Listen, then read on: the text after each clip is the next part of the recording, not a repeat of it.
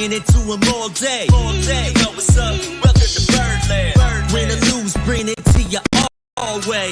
You know what's up? Welcome to Birdland. Orange or black, we rebuild the pack. No matter where we at, you know we coming back. Section 336, we on this, so tune in. You know what's up? Welcome to Birdland. Yeah, welcome to Birdland. You know what's up? Welcome to Birdland. Now, here come the boys from Section 336.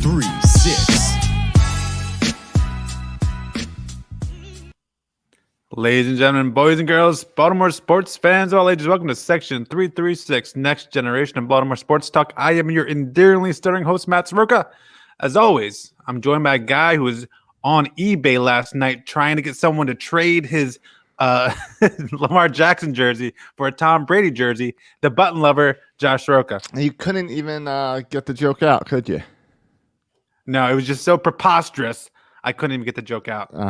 No, I do I do know a guy, though, that bought a bunch of Patrick Mahomes stuff before the Super Bowl, thinking it would be worth a lot of money after the Super Bowl, and it went the opposite. He might as well invest it in GameStop. Well, he can hold on to for next year. Right. I Yes. think there's still hope. I think they will be around for a while. Yeah, I do too. But Josh, I've been just everywhere I go, and I throw up in my mouth all day today as I see just the love pouring for Tom Brady. Even Tom Brady haters, like people here in Baltimore, are just talking about, oh, he's the GOAT. Oh, he's the best ever. Oh, makes me sick. I know. Except it doesn't make you sick. You were the same way. I mean, it's hard because the guy is like 43 years old. He looked great yesterday. We all expected him to look old. He didn't look old. I don't feel sorry for who I feel sorry for is that it took all the attention away from how great that Tampa defense was. The Tampa defense was the story last night. Okay. Yeah, maybe. I mean, I'm just, the more I thought about it today, the more I'm just angry at the game for being such a fraud of a game. For I feel bamboozled is how I feel. I mean, it was outrageous what we witnessed. It's just outrageous. I mean, what was it? It was billed as the next generation superstar coming up and kind of putting the old man to sleep. And Patrick Mahomes, I think all the hate for Patrick Mahomes isn't warranted. I think Patrick Mahomes played fine. I haven't seen anyone throw any hate towards Patrick Mahomes, but maybe I'm not looking at the right spot. You know what I see? Never mind. I see a lot of people. You know what it is? I see Raven fans saying, oh, if that was Lamar, you would be hating Lamar. Yes, everyone's So saying. I see that stuff where I'm like, all right, so yeah, that's what I see. And I'm like, so does that mean you're trying to trash Mahomes? Because Mahomes played fine. That offensive line was not a Super Bowl caliber offensive line. And it looked like the Baltimore Raven wide receiver crew that he had out there. Well, I looked at the offensive line too. Like it was like watching the Ravens offense, but instead of Lamar making spectacular runs, it was Mahomes making spectacular throws. But it still didn't matter because you're right. What's the stat? Mahomes ran for 497 yards in the backfield. Yeah, but it was like I'm with Byron. It was a dump game, and I was pumped about it all like for 2 freaking weeks. I just thought it was going to be a great game. I thought it was going to be. It was coming to a field goal or whatever. Yeah. I thought that the Bucs would win. I did. I shared that and I have reasons why I thought they would win, and it proved to be true. Right. But I thought it would be a close game, and it turned out to be over by the second quarter. By the end of the second quarter, it was done. It was done. Go home. Pack your bags. The game's over, and so that was disappointing in that respect. That it was a dump of a game. Yeah, it was. You and I both went into this game predicting the Bucs would win, because we both had reasons. But basically, the Bucs defense has been playing well. The Bucs are the ones that have been rolling hot for the second half of the season, and we've seen Kansas City squeak by a lot of games. We knew about the injuries on the offensive line. I just couldn't believe that his wide receivers couldn't catch the ball. I haven't seen that many balls bounce off chests and face masks since watching the Ravens. Yeah, and the offensive line, that plus the offensive line, I mean, it was the second half, that third quarter, fourth quarter, it was literally hike, sprint 10 yards back as he runs away from. Like Yes. it wasn't even like these crazy blitz designs. It was just like there was like no offensive line. It was I don't know why. I don't know how. I don't know how the Chiefs made it here with that offensive line. I don't know, Well, but it they proves, did. They had a better offensive line ahead of this. They had some major injuries. Yeah, they had a guy left tackle ACL. Right. Or the Achilles. It proves, right, that even if you have a great quarterback, even if you have a good defense, if you don't have an offensive line, it's hard to win. Like you can't win. You need an offensive line. Well, that's the funny thing is you like to say, all right, well, what we learned from that is you can't have a superstar, can't put the whole team on his back in the NFL. Yet on the other side of the ball, we saw kind of saw that story as much as you can have it in the NFL, where Tom Brady, he put the team on his back, but he did it as in Tom Brady treated like the Tampa Bay Bucks like LeBron James treated the Miami Heat. Like, I'll come, bring my friends, I'll convince people to come, you pay the guys that I want to play with, and we'll win you the championship. Yeah, but it wasn't even like that was pretty much the same team, just replaced Winston with Brady. And yeah, he brought Hold on. Who scored touchdowns last night? But you're Fournette, Brown, Gronk. Yeah. None of those guys were on the team. They all came to play with Brady. Yeah, but they're winning that game without Brown. Gronk has been mostly a blocking tight end this entire season. That was like in the first big offensive game he's had. All right. I think they win the game without Gronk or Brown. But no, the reason I thought that, and you just look at the playoffs. The Patriots, I keep on saying the Patriots. The Bucks took out the Washington football team, which wasn't that impressive, but they scored 31 points against a defense that we thought was really good. There was some Heineke nonsense to keep that game close. But then the Buccaneers beat the Saints. Everyone thought the Saints, great team, Drew Brees. They beat the Saints by 10 points. Then everyone thought that the Packers were the best team in the NFL. They were favored to go to the Super Bowl. And they took it to the Packers and beat the Packers, notably doing a great job stopping Aaron Rodgers. Yep. So on that side, you have the Saints and Drew Brees, the Packers and Aaron Rodgers. That's the road for the Bucks. On the other side, for the Chiefs, the road is Mayfield and the Browns, who they squeaked by. And then it's the Bills, who we all agree that the Ravens are a better team than the Bills. It's kind of the Bills are in over their head, I feel like, in that championship game. And so certainly the Bills are not up to the competition of the Saints or the Packers. So I think just if you look at the playoffs, just the competition the Bucks has was a lot tougher than the competition the Chiefs have. And that's why I predicted the Bucks to win, but I predicted them to win by like 4 points. I didn't predict for them to win, in a blowout fashion. And there was a couple, they didn't even score on that goal line and one, that 4th and 1, they didn't score. It would have been an even bigger blowout if they scored on that play. True. What a bum game. I'm just annoyed. No, it wasn't that great of a game. And I thought it'd be a great game. Yeah, and now I get to hear how awesome Tom. And yes, I acknowledge Tom Brady's the GOAT, but you don't have to keep on saying it. Everyone knows it. You don't have to say it. Stop saying it. Everyone knows it. Now it's gotten to the point of there's no one in the NFL we can compare Tom Brady to. So let's compare him to other sports. And is he the best athlete of all times? The discussion now we're going to have for the next month. Yeah, which is so silly on so many levels because we can't even agree upon the definition of athlete, right? So how are you going to have this conversation when you can't even agree upon the very definition that you're trying to say who the greatest is? Because Lamar Jackson is a better athlete than Tom Brady. So how are you even defining these terms? Oh, sure. So it's a silly debate. Yeah, because athlete, you're not. When you say athlete, with Tom Brady, you're not really judging him as his athleticism. Right. You're judging. You mean who gets the most trophies? Right. Whose performance has been the best, specifically in playoffs and stuff. Right. Yeah. Sure. Do you like the comparison of the Bucks run being like the Ravens run in 2012, taking out some big name quarterbacks as a wild card to get to the Super Bowl? And getting super hot at the right time, yeah. Yeah, super hot at the second half of the season. A lot of things to compare there. Joe Flacco and Tom Brady. Yeah, I think they're both elite. But both elite quarterbacks in the NFL. Yep. So yeah, I think all those comparisons are warranted and apt. Yeah. All right. Well, I think that at least you are a big fan of The Weeknd, so you got that weird halftime show for yourself. Yeah, no. My wife had to explain to me what The Weeknd was. To be honest, I had no idea. I recognized one song. It was kind of that 80s music vibe, though, which I'm a fan of 80s music. So I kind of I dug the tunes, actually. All right. The music was fine. Everything going on the TV screen was weird. But I thought The Weeknd was a rapper. So I was confused when it came out, and it was like stuff that you would hear on like Mix 107. Yeah. So, but that's just me being an old man and not knowing what was going on. Yeah, I didn't know. Emily, and I was fighting with Em. I said, Em, this is a no name. This is The Weeknd. Em was like, no, this guy's put out, and she was naming songs, and this minute, I'm saying he's a no name. I know some names. Right. I don't know this guy's name. He's not iconic. I don't know the guy's name. I feel like this is halftime of Super Bowl. Give me a name.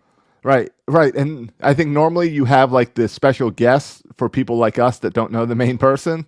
Yeah. And they didn't have any of that, I guess, because of COVID. I feel like I remember a bunch of old people saying this, like, whatever, a few years ago when Bruno Mars was the halftime. Who's Bruno Mars? Yeah, I think that's a good comparison. And I was there. I felt young. I know who Bruno Mars was. I was the old guy this week. I thought old too. I thought there was some cool visuals, like the fireworks at the end of the song, fireworks going off with him in the front. I thought that was cool. I like the fireworks. But it very much felt, and this is what Emily said, and I agree with her, that like it wasn't even like we've been to a Super Bowl. We saw Beyonce perform in the 50-yard line, and it was very much like for the TV, but also for the crowd. Oh, that was not for the crowd. This felt very much like he's doing a TV thing. Yeah, he was inside a box for half the time. Which I don't know if you saw this meme. This is my favorite meme. It was a GIF of him in the box, and it said Mike Elias looking for a free agent minor leaguers. I thought that was pretty good. That's a good one. He definitely looked lost in that box. Like, how do I get out of here? Oh, yeah. There was at least 2 seconds where he was like, oh, crap. right. Oh, crap. I'm stuck. Oh, crap. I'll just keep singing and waving my arms around. That would have been fun if he actually got stuck in the box. Yeah, and Emily had to explain to me all the bandages, too. I didn't really get that. Emily explained it to me. Wait, what are the bandages? You know, all the dancers had the bandages. Yeah. That meant something? Yeah. Apparently, Emily said... What was it supposed to represent?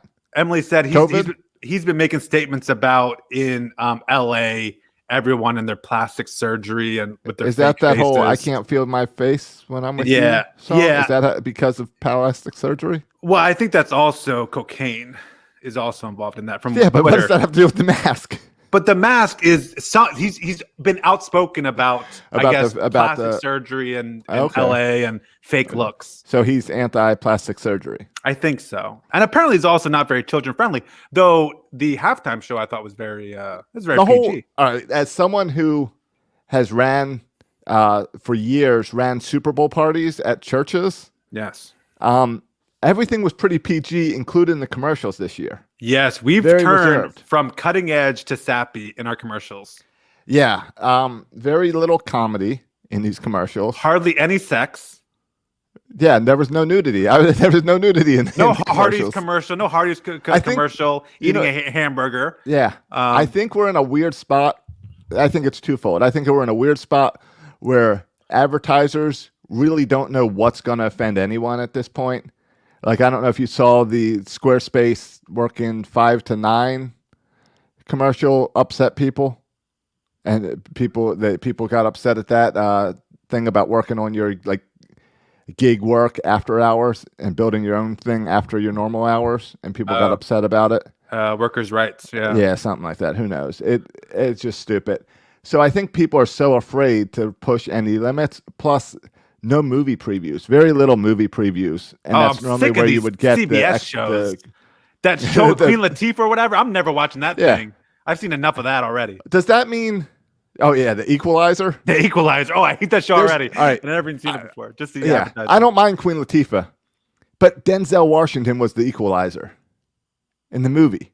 So I didn't know there was a movie. Denzel. Okay. I believe it was Denzel. To anyone, I hope it was Denzel. Now that I've said it. Is that the same story? Is that going to be a downgrade? I think so. I think it's based on the same thing, because if you notice, all CBS is doing is saying, "Oh, we own the rights to this movie. Let's make a TV show." Like the Silence of the Lambs show. Yeah, they kept advertising Clarice. Yeah. Oh, yeah, I'm done with that show too already. No, but I thought there was some good commercial. And the other thing that I've noticed is it seems like instead of being kind of all right, it is Denzel. I was good.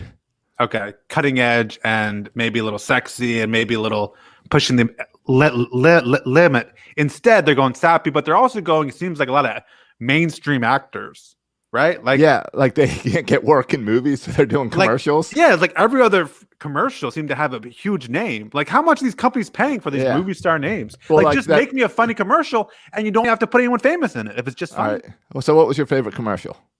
G Electric Car with Will Ferrell. Speaking of famous, had to go into like Sweden or whatever, Norway. Yeah. That's the opening where he gets mad at Norway, punches the globe, and his hand gets stuck in it. Just for that opening. And then I loved the Wayne's World. I thought the Wayne's World was funny.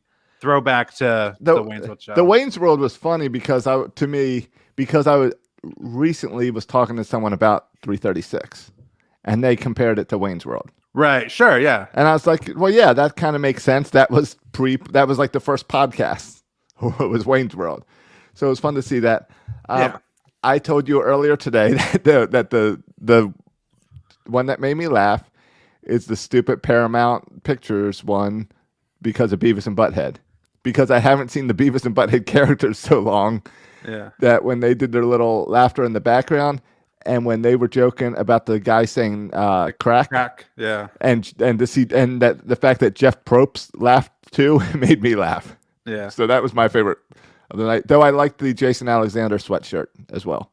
Yeah, I didn't really get until the end that was Jason Alexander in a sweatshirt. I think if I would have caught that from the beginning, I would have liked that commercial more. And the song during the commercial was from Seinfeld. Yeah. Believe it or not. Yeah. George is not home. Exactly. Yeah, so his voicemail. If you would have understood that was George Costanza making different faces on the sweatshirt, maybe you would have gotten it better. Yeah, that's what I'm saying. Afterwards, like that's a commercial I went back and rewatched, and I laughed the second time, but I didn't really get the first time. So those were the things that made me laugh. But what about the Cheetos? I thought the Cheetos that was good. Ashton Kutcher. I thought that was pretty good. Yep, can't complain about that one.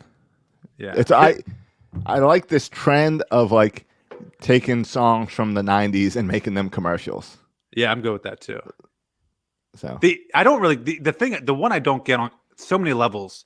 What is this? Like Dr. Sasquatch stands out to me with his soap commercial, and the other one that stood out to me, and I'll group them together, was Odie with that guy just singing a song in the middle of a field. Oh, with the milk or whatever. Yeah, like Odie milk something. Yeah. What's with these like little homey companies that I thought had 5 employees throwing out a lame commercial in the Super Bowl? What is this nonsense? these homey companies? Yeah, a little homely. Yeah, homely. These are the companies, 5 employees. How they get money for a freaking Super Bowl ad? Because they go on like Shark Tank or something. They get some type of investor, and they somehow decide we're going to invest all of our money into a Super Bowl commercial. Because that Super Bowl commercial had to be like their advertising budget for 5 years or something. Oh my gosh, I know. So, and you just think like companies like Dr. Sasquatch. I don't know if that's the name of it. It's something like that with the all natural soap. It was Dr. Satch. Okay. So, no, Dr. Squatch. Or like the Odie milk with the all natural Odie milk. Like I would think they would be like anti-commercialism and anti-Super Bowl and more hippie like and anti-advertising and spending $1 million to advertise. Yeah. Is it still that? It's still $1 million to run a commercial, or you think it's gone up? That's I feel like what's the old number? Yeah, I would think it went up, but I don't know because it's COVID, so I don't know if that raises it or lowers it this year. But I thought they were all in all. I thought the commercials were pretty good. I mean, again, it's fine. I hate that we've came to a 30-second commercial in the Super Bowl this year. Or last year was $5.6 million. I'm way off my $1 million. What am I talking about? Yeah, that was what last am I, 1990? Yeah, get out of here. Slightly more than last month. So all right. So yeah, a little bit more. $5.6 million. All right. How does Dr. Squatch have $5.6 million? There's no chance that they do $5 million in sales from a 30-second commeral. Yeah, that's just weird. It's weird, but I guess I don't know. I mean, now people know their name, so we don't know their name. We just Dr. Sasquatch. I'm not buying the soap. It's not Dr. Sasquatch. It's like Dr. Squatch or something. It was only half of Sasquatch because I was trying to figure it out while the commercial was going on. But definitely weird to just have a nice, quiet Super Bowl, no Super Bowl party. Watched it all by myself. I liked it better. Instead of not getting invited to a Super Bowl party, there was no Super Bowl party to get invited to. So I was a fan. I could do that every year. Right. Instead, you just turned down all the invites this year. Yeah. COVID. Can't do it. All right. Well, how about that's our Super Bowl coverage. How about we get into our new segment each week, the State of the Orioles. We got some stuff to talk about this week. Oh, baby. All right. Now, let's get into all this. But before we dig in, did the stock for the Orioles go up or down this week? Josh, and maybe we'll disagree on this. I think it went down.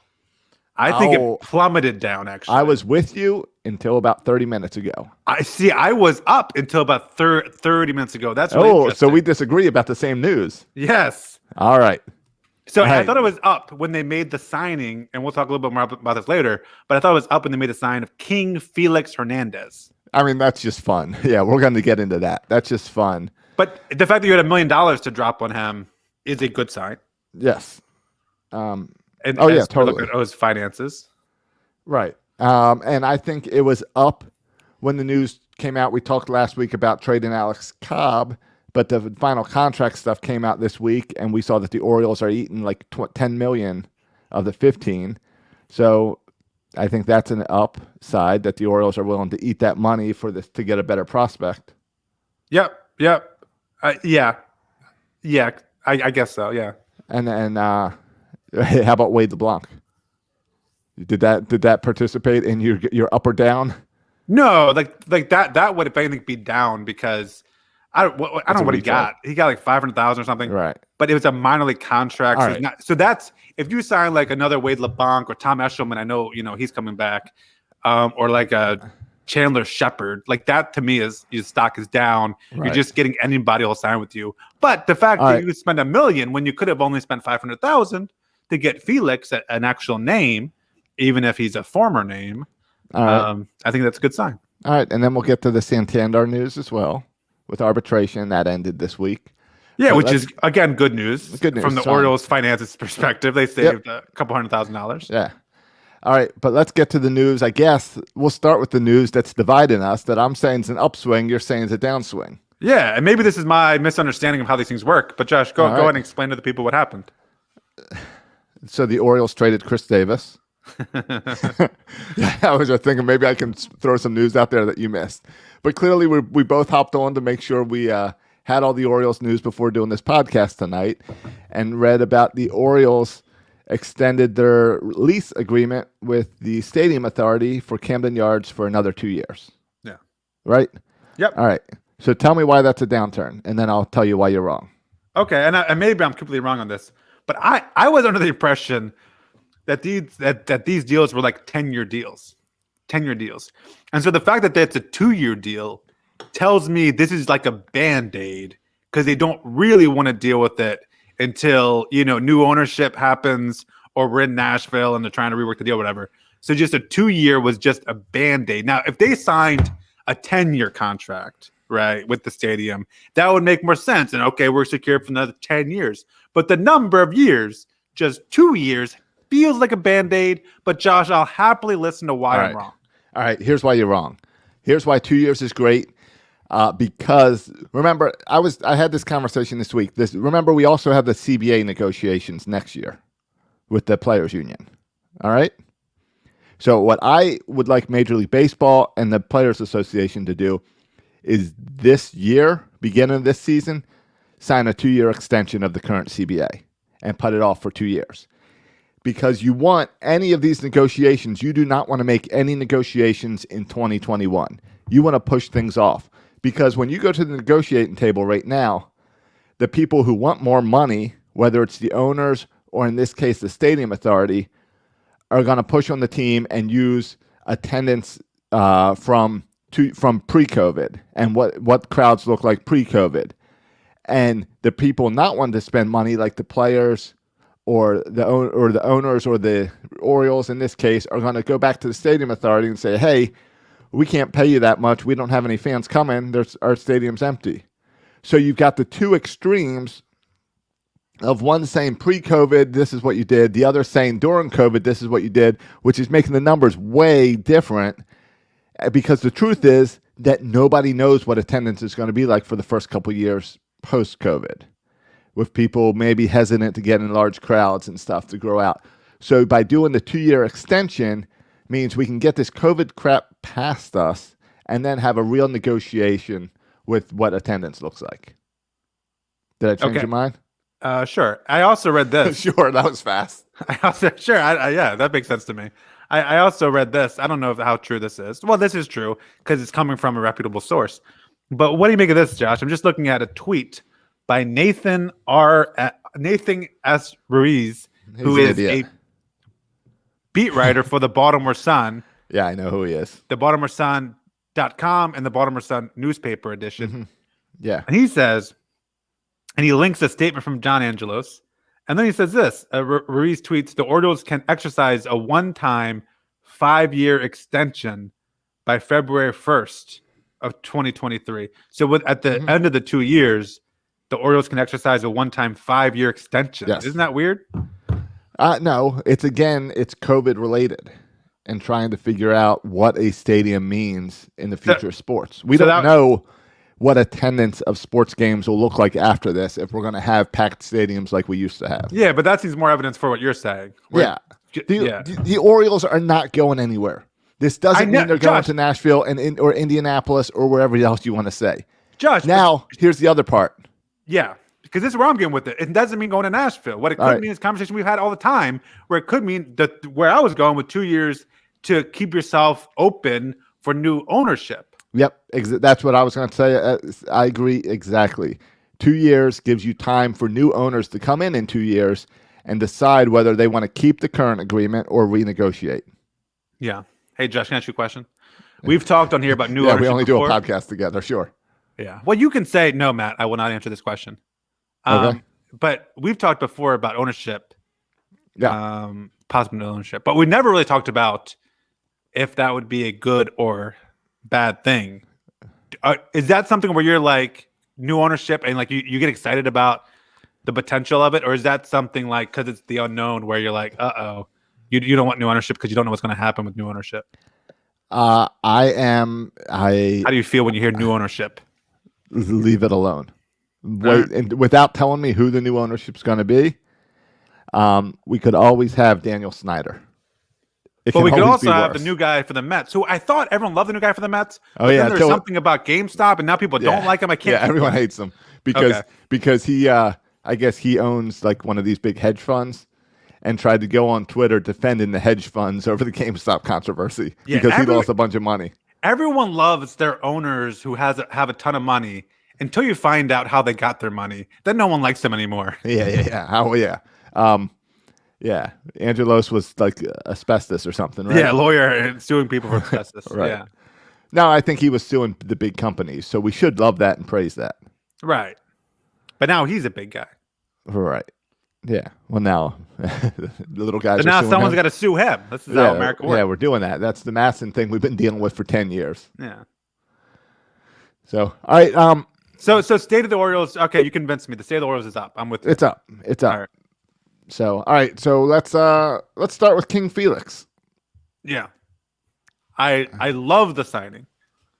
It's classic Michael Elias signing. Is it though? Oh, yeah. It is the same signing as Freddie Galvis. It's sign a guy that has the potential to be great, and we can trade him. Yeah. See, I feel like this is at least pitching wise. It's even Freddie Galvis. Like Freddie Galvis is coming off a good season, and you can pencil him at a shortstop. There's no guarantee that Felix Hernandez will even make the opening day roster. You hope he does, but I feel like the Orioles traditionally, or Mike Elias, has gone more the Asher Wojciechowski, Tom Eshelman, Chandler Shepard, these kind of 4A guys you never heard of, to just, put a Band-Aid on it until other people came. And this feels like a big former name. I was listening to Mike Elias talk about it, or I was reading his quotes about it. And he said he said it was important to bring a veteran in, especially after Alex Cobb leaving. And that makes sense because right now your veteran is John Means. Yeah. No, having a veteran is important. And this, I mean, if you want to talk about a veteran, he's been in it a lot.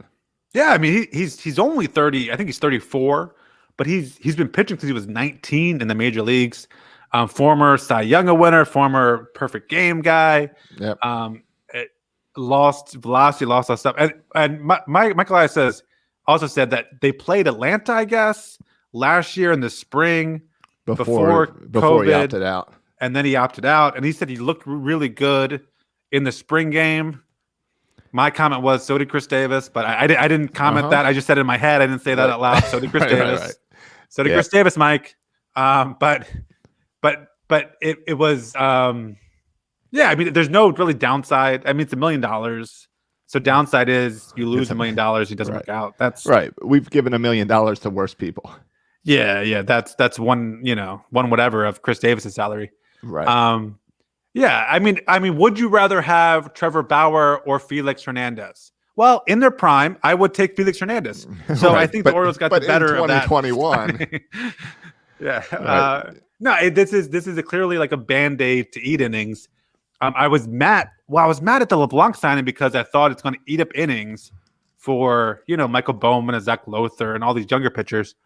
And the same is true for Felix Hernandez, but at least he's like exciting because I know his name. Like I'm going to want to watch King Felix start games. Like I'm going to tune in for those games and watch those games.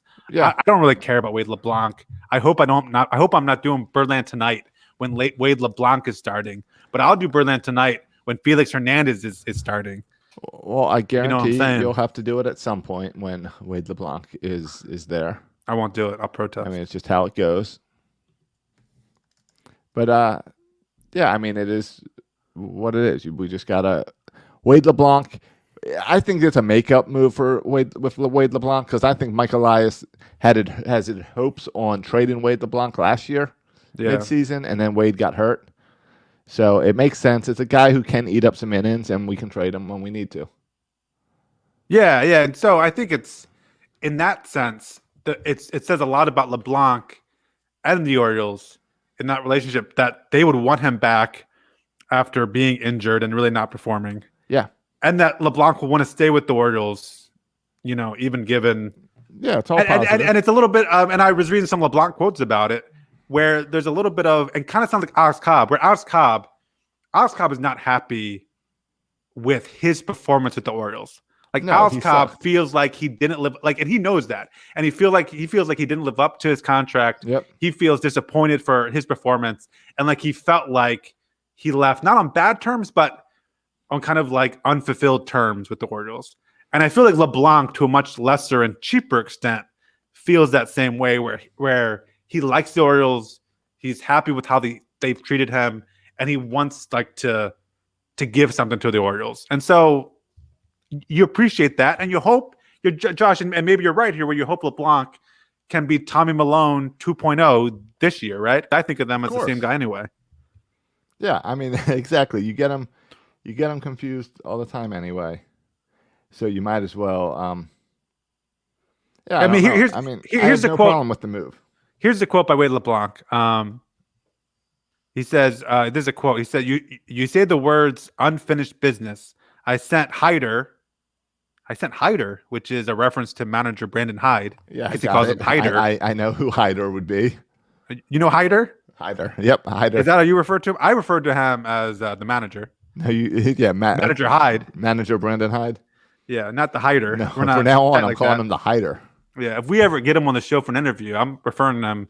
Now joining us, Orioles manager Hyder. But anyway, he says, I sent Hyder a text as soon as we agreed to terms and told him that I had some unfinished business that I had to see through over there if they would have me. He said, that's kind of my mentality going forward, and I have to make good on it. So that's a good attitude by LeBlanc. He feels he has some unfinished business. That's good. Prove it on the field. Chris Davis has a whole lot of unfinished business also. Yeah, but I don't think he has that same attitude. I think Chris Davis feels like he's done his work and he can kind of clock it in. He's one of those guys. I earned my money before. Yeah, but here's two guys, Felix Hernandez and Wade LeBlanc, signed to minor league deals Yep. But you also need inning eaters. I mean, it's looking more and more like the Norfolk rotation is going to be absolutely stacked, which I guess should be kind of interesting and fun to see Norfolk dominate, and hopefully all their pitchers dominate, and kind of fight their way to be kind of the first starter to make it up to the majors. And they're going to be injuries. There's going to be a ton of injuries and all kinds of nonsense. So I'm sure those pitchers will find their way to the majors, but it's going to be at least Felix Hernandez again makes those games interesting, because if you're going to lose a lot of games, and I think the Orioles are going to lose some games this year, at least be interesting. Do you think the Orioles are going to lose 100 games this year? No, me either. I think they're going to be more in that low 90s. I don't know. I have to look at it. I have to sit down and look at it, Josh. This is not a prediction show. No, it's not our prediction show. I got to sit down and look at it. I do a lot of work before I make my predictions. But I think they got to be a little. I think I'm not expecting 100 losses. I'm expecting improvement, whether it's a lot or a little. I think there's some really interesting questions to be answered next year. I mean, last year we talked about guys who are on the bubble, and I think this year there are some really interesting names on the bubble to see who they can perform. But I mean, last year we also saw the trickle of Ryan Mountcastle, right, and Dean Kramer, and Keegan Aiken. And this is going to be a full year of those young players, as hopefully some more talented players trickle in, like Yusniel Diaz and Michael Bowman, right, and Bruce Zimmerman. So hopefully you have some more trickling happening. Plus the guys who trickled last year, a full season of them, I think all adds up to an improved baseball team. Yeah, I agree. It's going to be fun. I mean, there's going to still be a lot of losing. Yeah, and Mike Elias is going to try to figure out ways to get us to 100 losses. He's going to be working his tail off to get the Orioles to 100 losses. Yes. And the players are going to try to, prevent that from happening. It's going to be an ongoing battle. Mike Elias versus manager Hyde and the players. Yeah, it's versus Hyder and the players. It's almost like Major League with the owner and GM trying to destroy the team while the players and the manager are trying to win games. Yes. So for a little bit, but I think this is the last year of that. I think 2022, Mike Elias starts to be on the same page as the Hyder. Well, and this is pointing towards 2022 and really going to 2023 as two of the most important off seasons in the history of this franchise, right? Because it's going to say, yeah, we know you can develop pitching, Mike Elias. We know you can develop hitters. We know you can do the player development thing. We know you can sign international free agents, Mike Elias. Like, props to you. You can do those things. Right. But can you get them in the majors? Yeah. But can you spend money to sign players? Mm-hmm.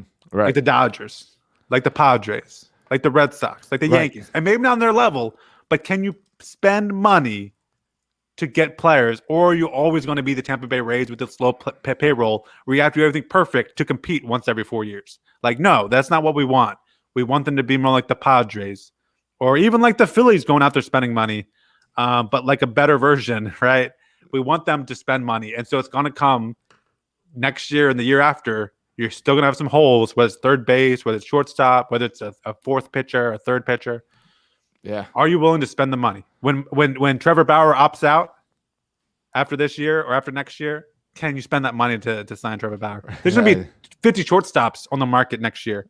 Are you going to sign one of the shortstops to a big contract? I think that's going to be a huge talk about Orioles stock up or down. I mean, that's kind of wait till next year. Yeah. Do you bring in a guy like Corey Seager next year?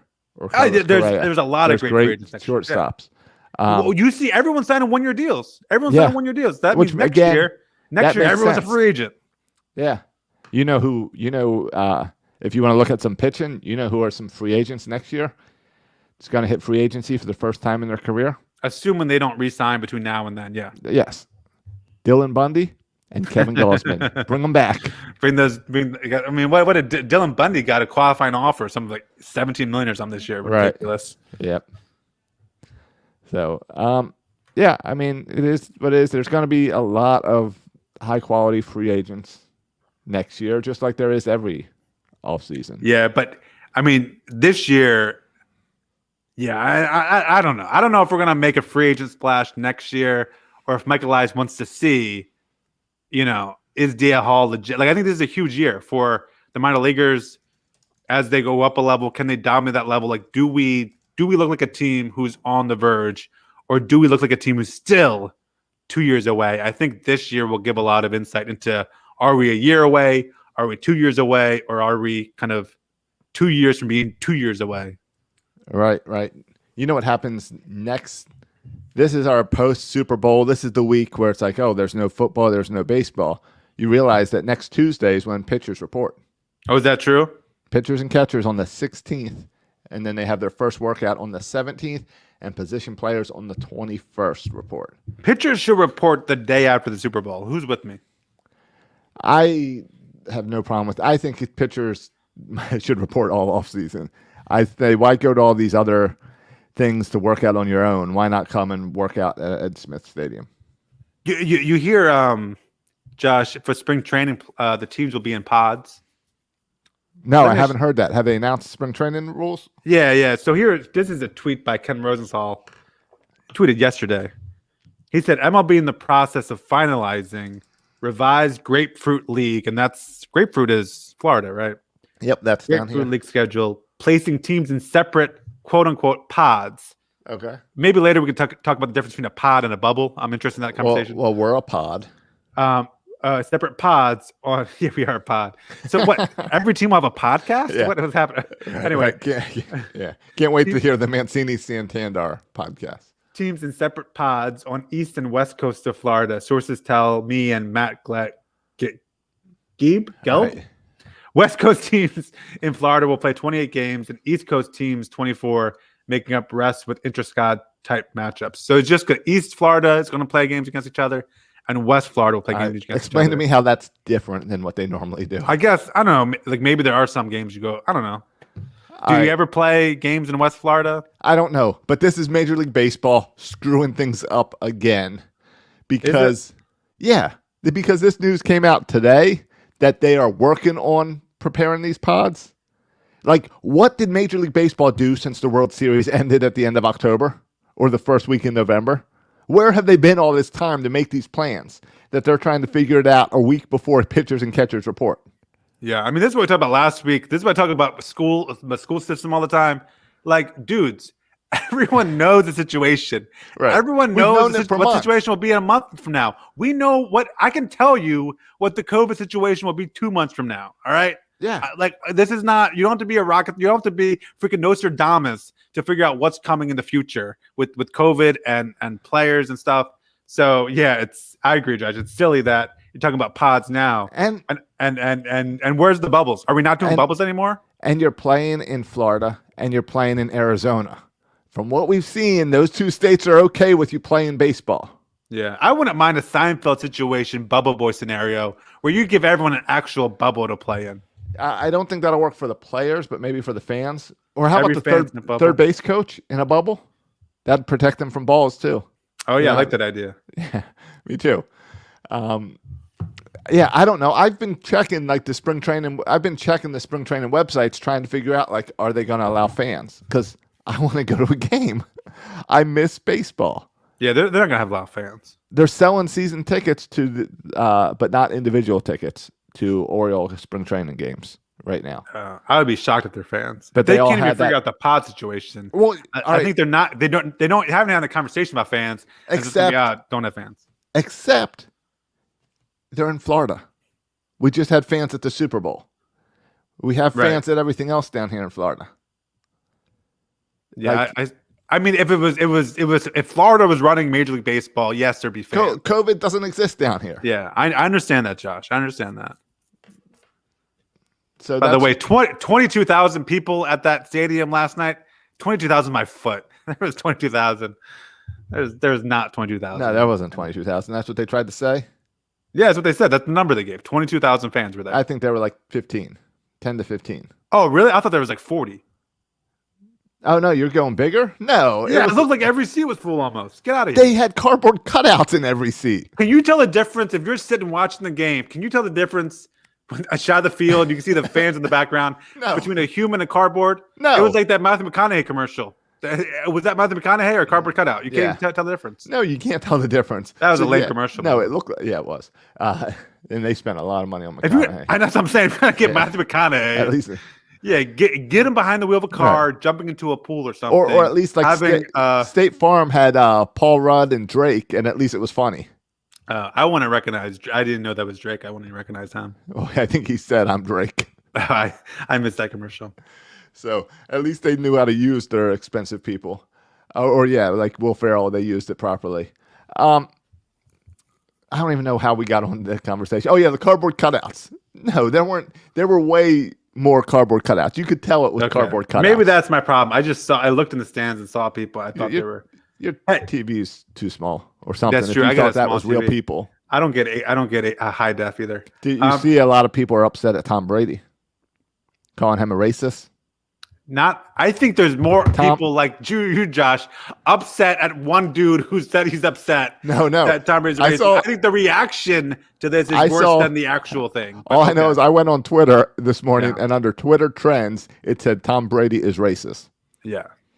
And I think that was more the reaction against than the racist comment. Maybe so. And stupid. It was a lose-lose because if the Chiefs would have won, it would have been a lot of bashing of the tomahawk chop and the Chiefs name. It was a lose-lose. There was an article in one of was it New York Times or something on Sunday morning about how the Buccaneers celebrates pirates, and we need to get rid of that imagery and that name. We should not have pirates because they were bad people.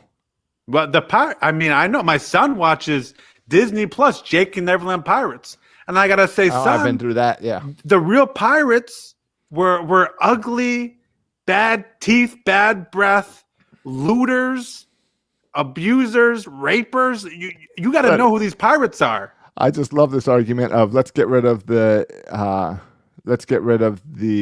I was gonna say Indians.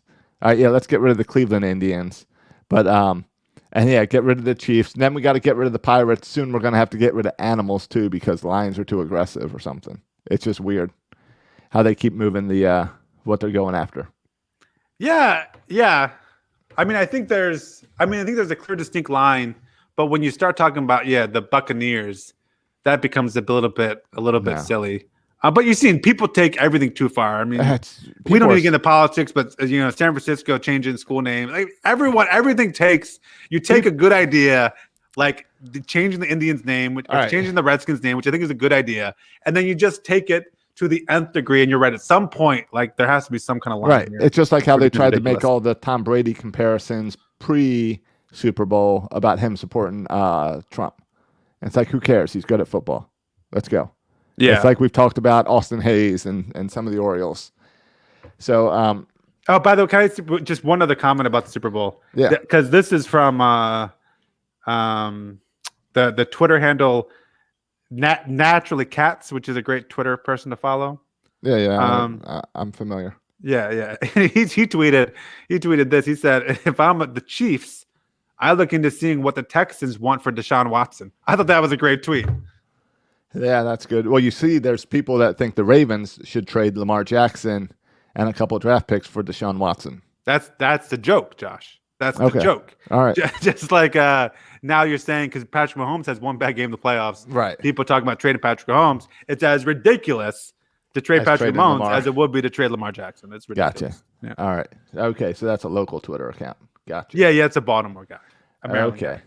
I am following you now. I'm caught up with the internet slang, internet jokes. Yeah, no, the internet. The more I'm on the internet, the more I Josh, I'm telling you, 5 out of 10 tweets have like negative 50,000 retweets, and I have no idea what they're talking about. Oh yeah. I don't get it. No, the internet's horrible. 5 out of 10, I don't get. I like that we get to do this podcast on the internet, and I like that all my TV programming comes through the internet. I don't like people on the internet; they ruin everything. I don't know. I've enjoyed. I thought they were pretty funny. I think they're pretty funny. Like that makes me laugh. And I don't get more and more stuff. But now the Bernie memes. I saw Bernie Sanders like sitting in that golden room that the Weeknd had with all those guys in mask faces. They put Bernie Sanders in the middle there. Yeah, I get it. That made me chuckle. So the internet does good. If people would just like do more memes and just like tweet less. and just like send out memes, I think Yeah. Twitter would be better. It's the everyone trying to like make a big deal about everything and get on their high horse that's making the internet bad. So Yeah, but the memes. anyway, all right. Did you prepare for ball 4 this week? I did. Yeah. All right. Well, this is my board's broken, so Okay. I don't have any sounds. It's why we've been adding in the like music at the intro and music at the outro in post instead of real life. So I can't play the new sounds we have for like ball 4 and stuff. Did we have sounds last week for ball 4? No, I'm making them. I haven't made one yet. I started Googling for like ball 4 like video game calls because for some reason I feel like RBI or something had a little computer. Ball 4. Yeah, like that's what I keep hearing in my head. I can't find it on the Ball internet. 4. Yeah. So Take your base. right. So something like that. I'm looking for our ball 4 segment. I'll go first. All right, go first. Because I mean, you went first last time, so I think it's only fair that I go first this time. Let me mention a book. The name of the book is Deacon King Kong. Shoot, I should have known the author. I think the author is James McBride. I think it is James McBride. Deacon King Kong came out last year. Here's what I like about it. Deacon King Kong. Here's what I like about it. James McBride. Yeah, James McBride. Is that a book? I think it's a book. Oh, it's a comic book. It's not a comic book. I know, I'm just messing with you. It's one of Barack Obama's favorite books of the year. Oh, was it? And an Oprah Book Club pick. And right. It's one of the top 10 picks by the New York Times, Entertainment Weekly, and Time Magazine, and the Washington Post has also praised it. For like 2019, right? Like yeah, it came so out, you're in good company. or 2020 maybe. Yeah, I think it came out last year, 2 years ago. Anyway, here's what I like about it. The story's okay.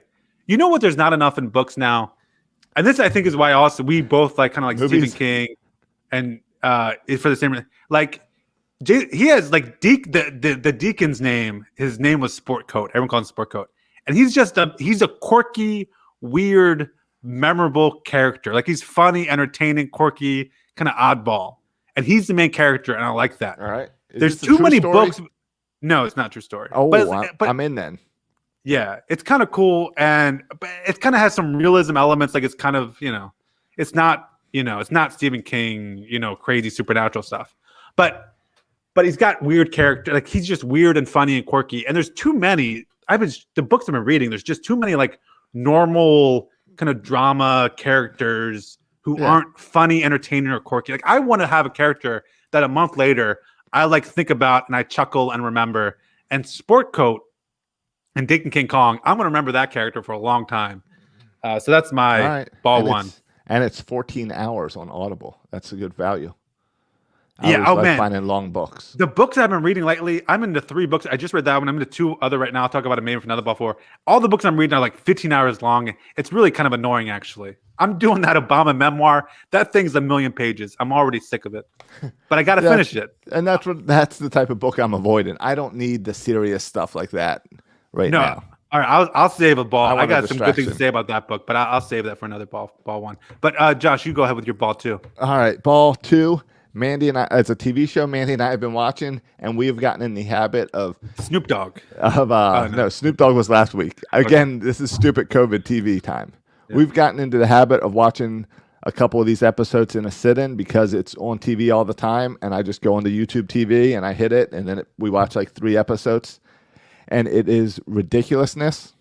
I'm familiar with the show. The MTV show that's basically just it's like YouTube a modern videos. version of America's Funniest Home Videos. Yeah. Yeah, and Mandy and I have watched it. We probably at least 2-3 times a week we'll sit down and watch 2 or 3 episodes because I think MTV just plays it nonstop. So I just always go onto YouTube, and there's like always like 6 new episodes. It's true. I saw a tweet about ridiculousness the other day where it was a tweet was sent out of the MTV schedule. It was like 20 episodes of ridiculousness, 1 episode of something, and then 20 more episodes of ridiculousness. Yeah. I haven't watched MTV in 20 years. I don't know what else is on MTV. I haven't watched MTV. But I know that ridiculousness makes me laugh, and it makes Mandy laugh even harder. So we keep going back to ridiculousness, especially now when it's like I said, we all just need that lightheartedness and distraction because everything in the world is so serious right now. So having a guys fall on and smash their face and other parts of their body over and over again makes me laugh. Okay, that's fair. I'm into an escapist show too, Josh, right now. And over the past, I guess, 2 weeks, every day I get more and more into it.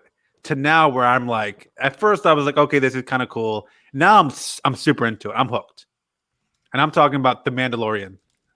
Nerd. I'm super into it. I love it so much. I put on the first episode and I fell asleep.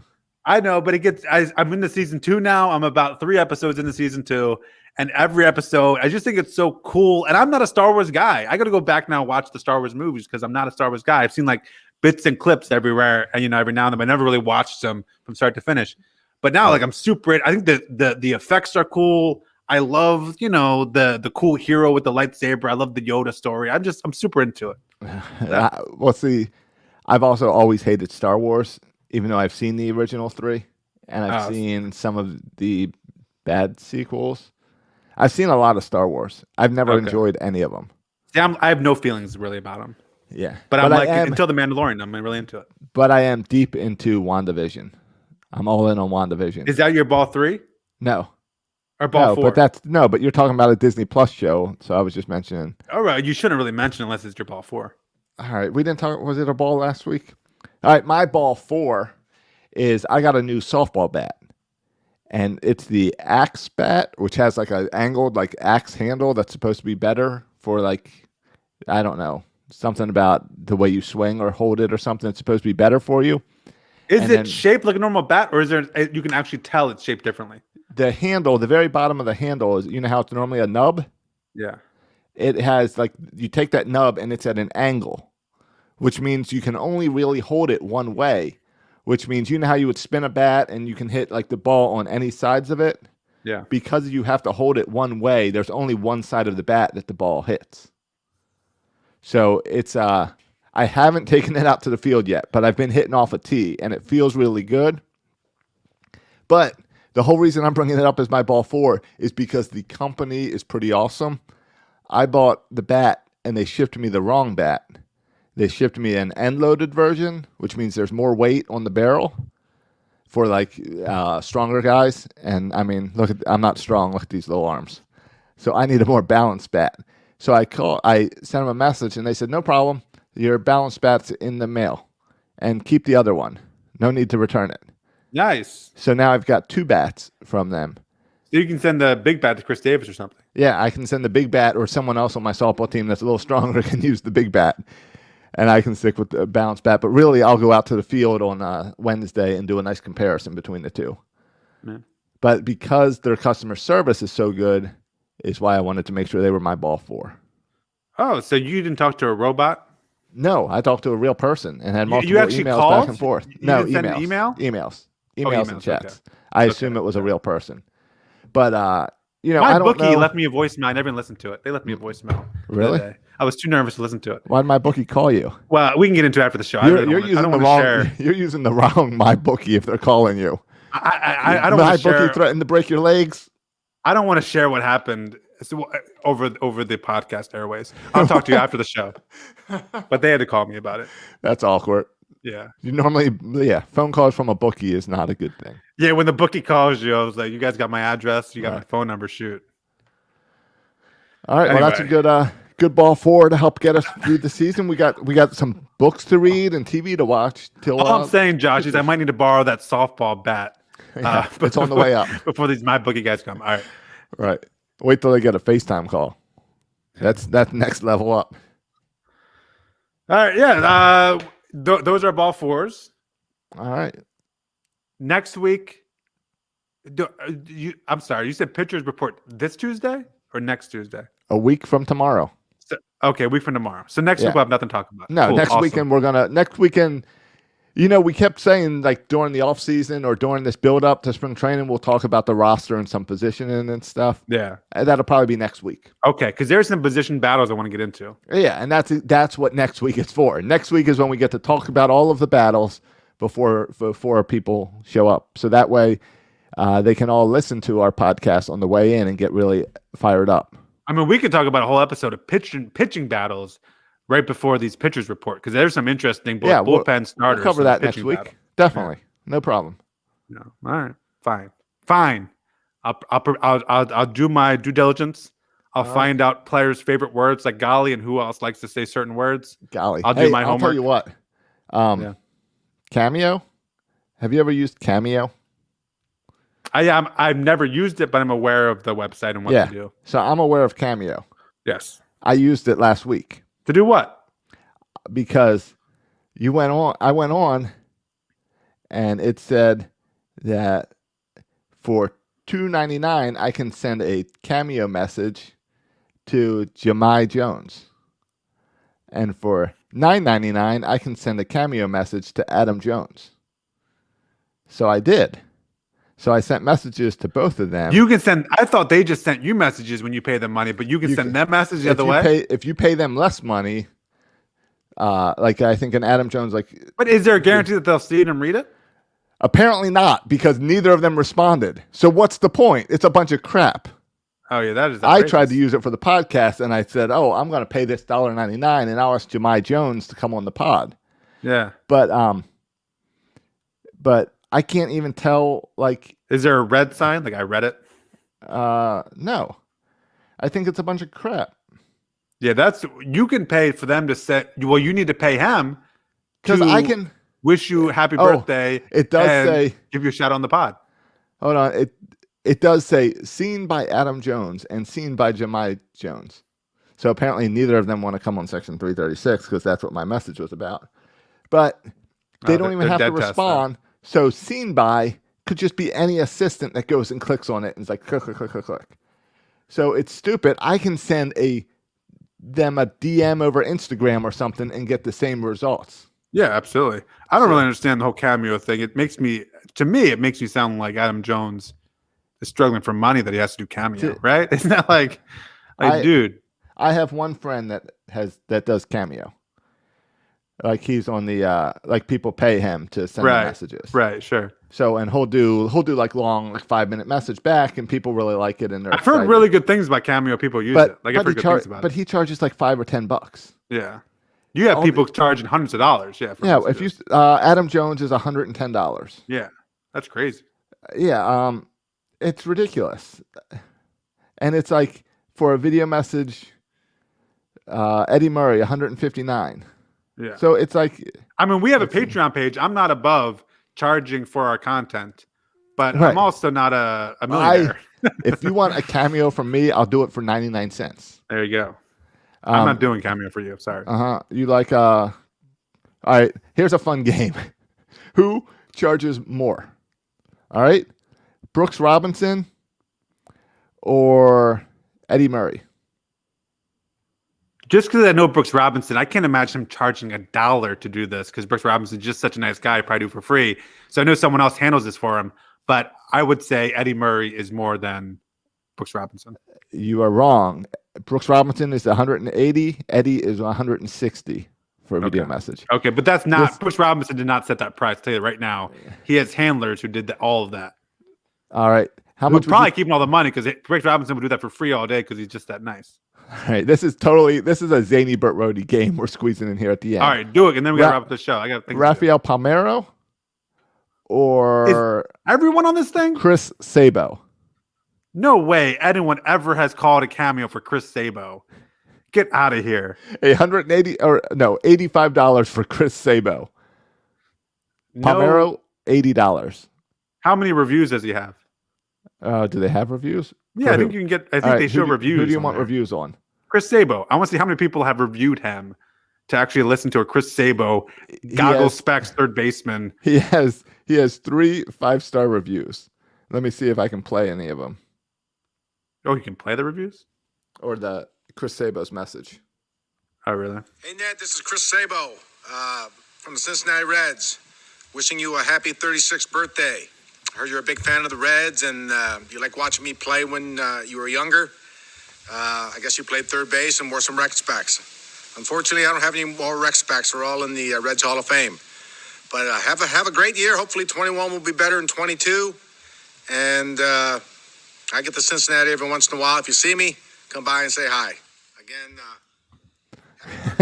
is that worth $85 or whatever I said it was? I don't know. I mean, he's a former Orioles third baseman. I don't know about the Red stuff. But I mean, it's pretty cool. I mean, if you loved, I don't know, Chris Sabo, right? If Brian is Brian all right. Mattis on there, Josh? Brian Mattis, no. And trust If me, someone could pay me to send me a message to Brian Mattis, like I would appreciate that as a birthday message. If someone sent me that.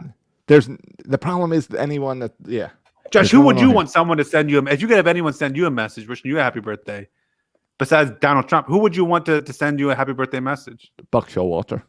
Buck Showalter? That's Yeah, a it good would one. be Is he on entertaining. Cameo? He would ramble. He is not on Cameo. Okay. But Melanie Newman is Okay. $31. Okay. That's affordable. Stevie Wilkerson is only $26. Okay. Cheaper than Melanie Newman. No, but the bargain for Oriole fans appears to be Cole Sulser. Oh my! My! $21 for Cole Saucer. I could leave Cole Saucer a few messages after last year. I'll leave him a few messages. He doesn't have to leave me a message. Do you think all of his messages are apologies?